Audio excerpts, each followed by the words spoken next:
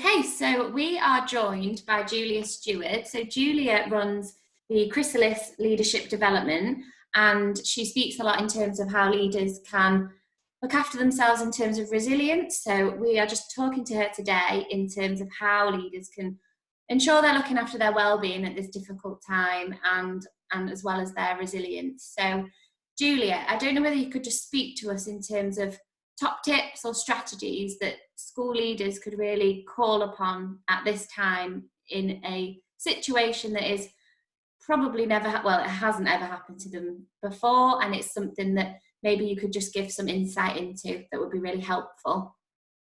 Sure. I think I'd like to preface the comments by saying there is never a one size fits all for well-being and resilience. So I'll give some general ideas, and if people find them helpful, that's great. If they don't, please ignore them.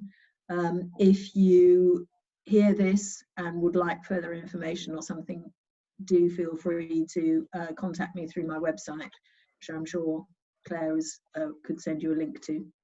Perfect. Along with this. So I think my first kind of top tip for any leader, for anybody actually, would be make sure you're looking after yourself. And that might sound obvious. We all know about the oxygen mask thing in the aircraft. Put it on yourself before you put it on your children. We all know about that, but it's actually really, really difficult, I know, for school leaders to do, because it's all about the children. So my thought, whether you are a school leader or whether you're watching this in another context, the one thing you can do to help everybody actually is to look after yourself. And I think there is also a danger of, in this really difficult situation, of people feeling they should be doing something. You know, there are people who are stuck at home. I know there will be members of staff who would like to be helping out in school, but actually for various medical reasons have got to self-isolate. And probably will be thinking, but I need to do something, you know, I want to help.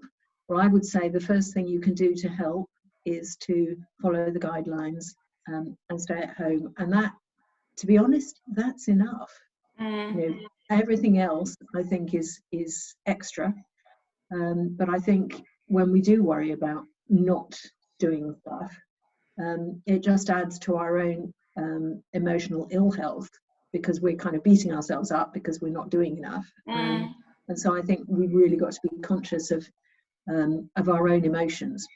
Yeah. And do you think it's an element of being so used to being in control of a situation, and this really isn't totally in your control, but people feel that they should be doing something, taking control of it, when really it's not something that you can do. You can only do what you can do. There's limitations to it. Yeah, absolutely. And although we like to think we're in control, actually the only thing we really can control is our response to whatever's going on around us. Yeah.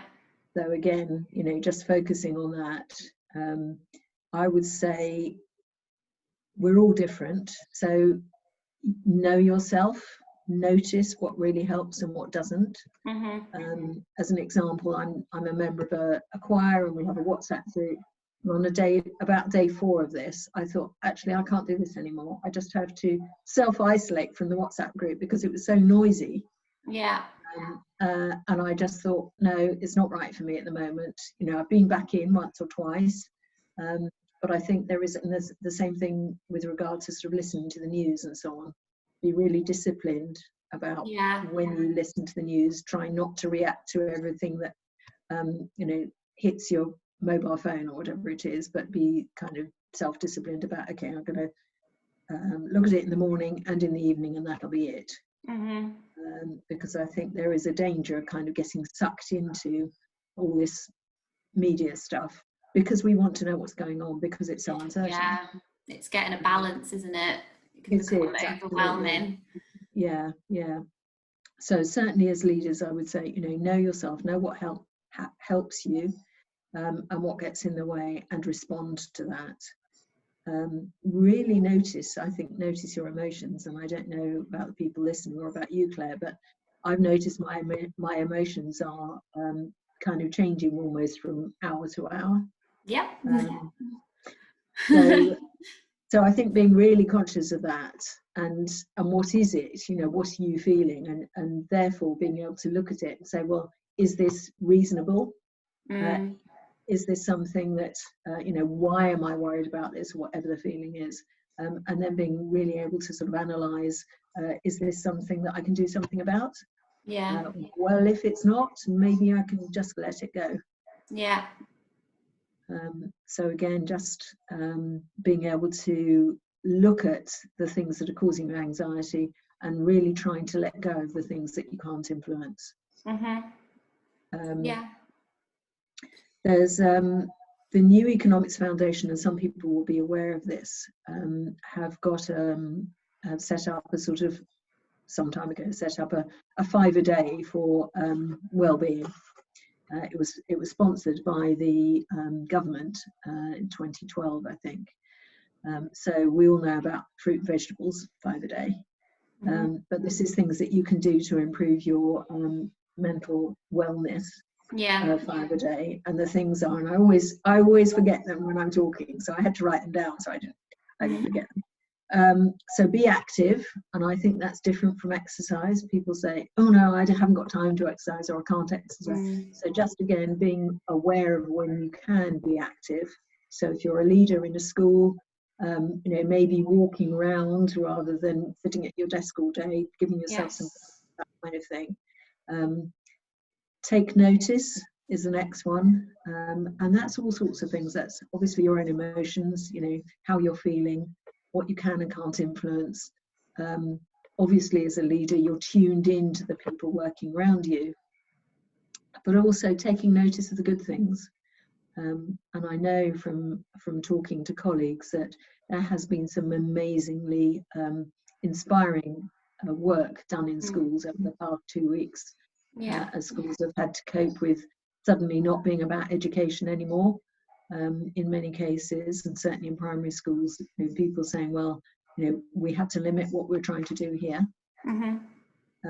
So noticing the good things, and noticing also the sort of the natural world, I think. Again, when we're under pressure, it's easy to be rushing from one thing to another, and not to notice, that goodness, the flowers are coming up, and that's a wonderful sunset, or whatever it might be. Because the little things that you otherwise don't tune into. Exactly. So engaging with nature, I think, is known to help with well-being. And even having some flowers on display somewhere, bringing the outside in, that can also be. I don't need to say to school leaders, this is another one of them, though, so keep learning. I mean, we're learning all the time, and particularly with this current situation. Everybody is learning all the time, so being open to what's going on, I think, is, that's part of the of a school leader's stock in trade, but that is also one of the things that the New Economic Foundation talks about. The fourth one is give. And again, I would say it's give in its widest sense. So, give somebody a smile, give somebody some time. We know that there's a lot of research into, people who help others feel better about themselves. So question, is there such a thing as altruistic giving? Well, yes or no, I don't think it much matters.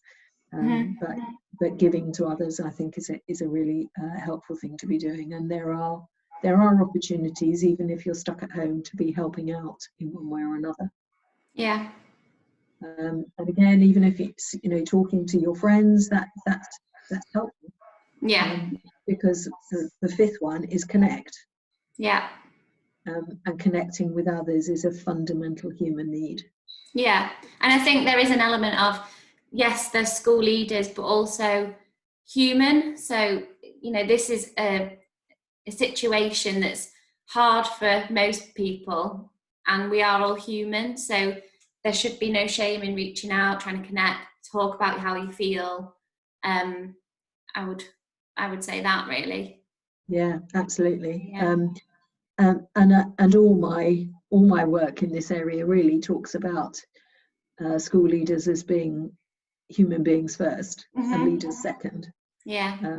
You can't lead from a position if you're not feeling comfortable in yourself, or at least not for long, not for long without it coming to the fore.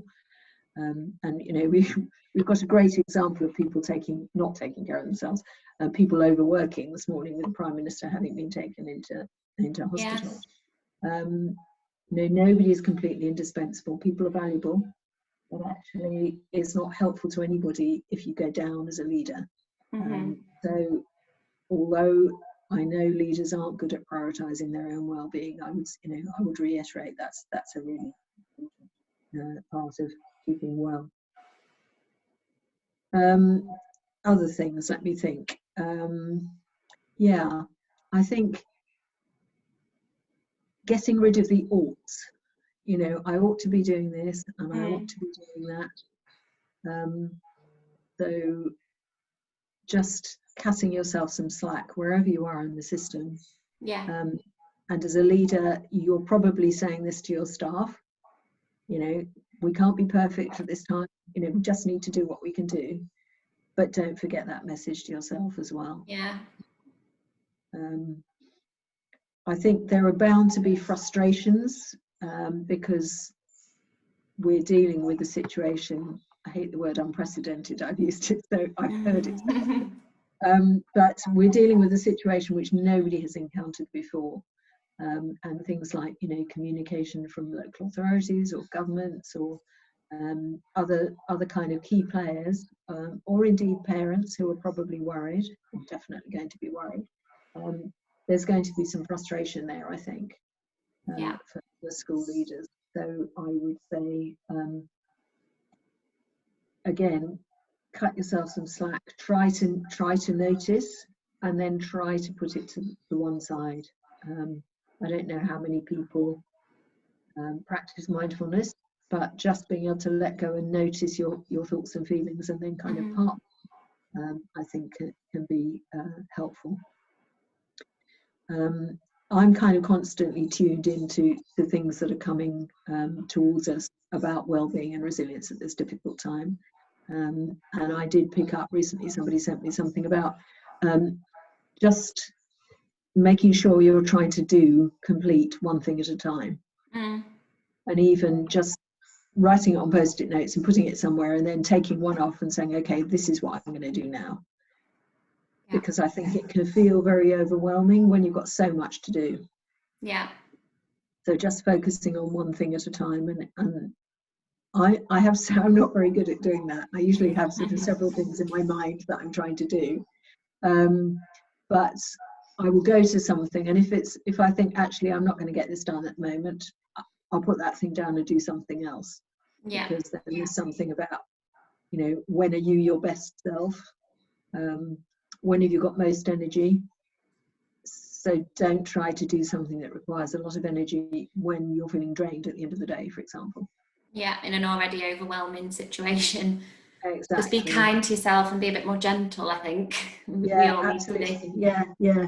Self-compassion to the fore, I would say. Yeah. Yeah, cutting yourself some slack. And I think all of this really requires some changes in habit. Yeah. Because we're used to being driven by a different set of circumstances. So the fact that we're now encountering a whole different set of circumstances, where we can't maybe move as fast as we can, where we're having to react quickly to things, I think just, again, being aware of your normal ways of thinking, your habits of thinking, which obviously drive our behaviour. So if you're somebody who habitually seeks after perfection, you know, just be aware of that, and know that nobody's perfect. And in this situation, certainly, you know, nobody's going to be, and it's not realistic. Yeah. So I think the more we're aware of our own thought patterns, the more we can just notice whether or not they're going to be helpful to us at a time like this. Yeah, so going back to emotions, I guess, they are a form of communication. So just asking yourself, so what is this emotion telling me? What is it that I need to do to respond to this? Or maybe I just need to notice it, not do anything with it. But I think the difficulty is, and it's very understandable in leaders, particularly at a time like this, that you don't let yourself feel anything because you don't want to be overwhelmed. Yeah. So I would say, during the day, that's probably how you feel, but just make sure you take time to notice for yourself how you're feeling, and accept that, because I think otherwise there is a danger of you being overwhelmed by your feelings at the least appropriate time. When you're trying to be the strong leader, bursting into tears probably isn't a very helpful situation to be in. Yeah. But it can happen when you just are overloaded. Yeah. So it's preventative, really. Deal with how you're feeling. So then, like you said at the beginning, you can be the leader that you want to be and that your team needs. So it's just keeping that in mind and recognizing your emotions before you let them take over. Yeah. At the wrong time. Yeah. So a couple of other things just occur. One is about switching off. So if you are a leader, and you've been in school all day, or even if you haven't, finding a way to switch off at the end of the day so that you can say, this is work, this is home. Yeah. And I know for many people that's actually even more difficult at the moment, because many people I talk to say, oh, I use my journey home for switching off and switching into a new gear. Being ready to greet the family when I walk through the door. You won't have that now if you're working from home. Exactly. So kind of in some way capturing that, just being aware of it, taking 5 minutes just to kind of switch mindset before you walk into whatever else is going on in your family. There are some practical things you can do to help with that. Things like make that the time you go for a walk, if you're not driving anywhere. Change your clothes. That's a message to your body that I've finished work for the day, and I know it's really tempting to think, well, I'm at home and nobody can see me, so I can just be in my pajamas all day.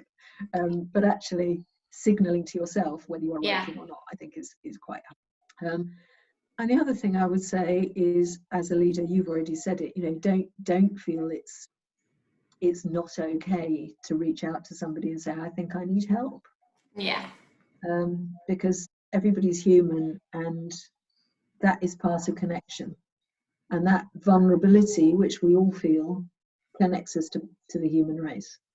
And people want leaders to be strong, but they also want them to be human. And to be human is to be vulnerable.